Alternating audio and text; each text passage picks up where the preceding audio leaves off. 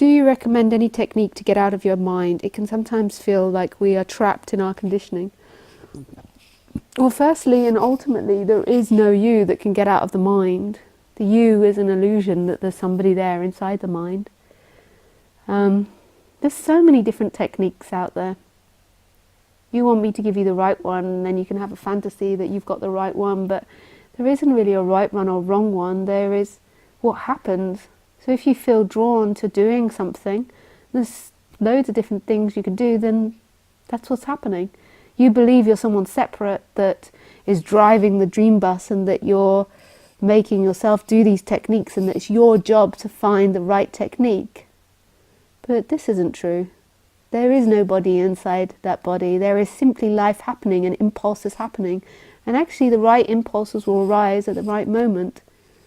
What tends to be the technique that's given in non-duality is to sit with it and totally allow it to come in without trying to change it, and to put attention on that feeling.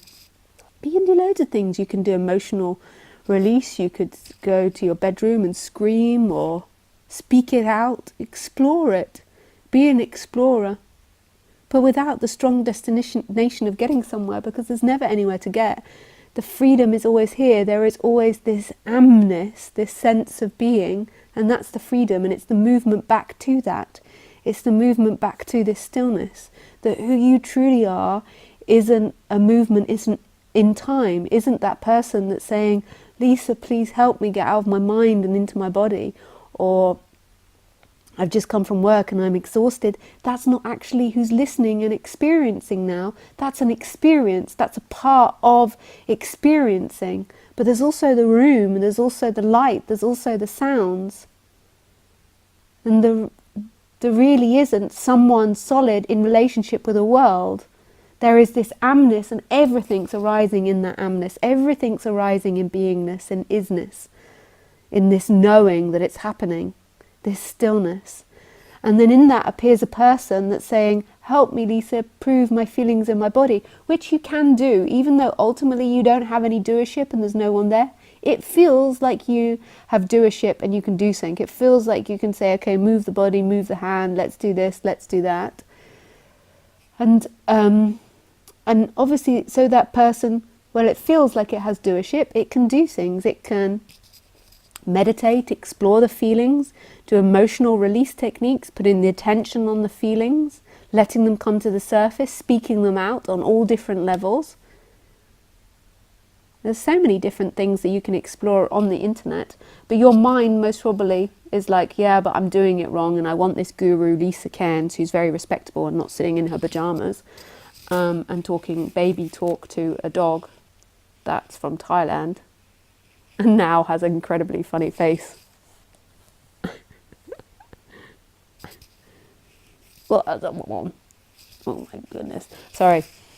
And you want me to, because I'm so respectable, to be able to tell you something, and then you can have faith in it. But you don't need to really have faith in anything that happens. What you need to have faith in is your essence, which is your presence, is remembering that isness, that I am. This is happening, this knowing of this happening.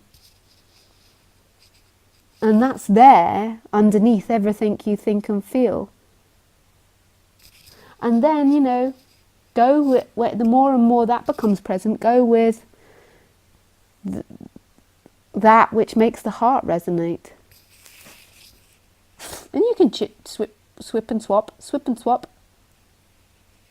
And you can call me and I'll do some sessions and work in the online sessions, but just know that I'm not a trained therapist, and that I can't, you know, I'm not a psychotherapist. I can just go with the feelings here. I tend to be quite sensitive and accurate, but I can't do this process for you, this apparent process for you.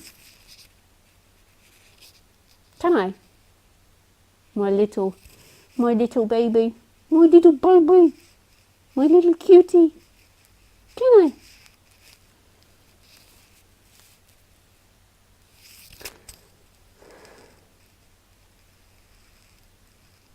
And I just get the strong impulse to say that maybe explore victimhood, the sensation of being a victim.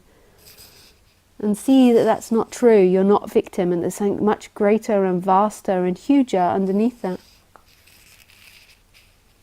Hey, Khaleesi? Hey? Are you a victim?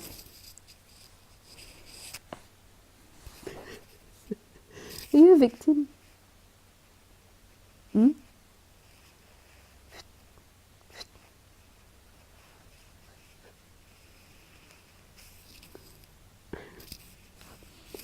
When I first got her, she wouldn't look in the eyes. She's so cool now at looking in the eyes, because dogs, wild dogs, street dogs, they don't look each other directly in the eyes. So I used to have to put food here and be like, looking, looking, looking. Teach her to look. Sorry, no more obsessing about the innocence. I just find Khaleesi so innocent and sweet.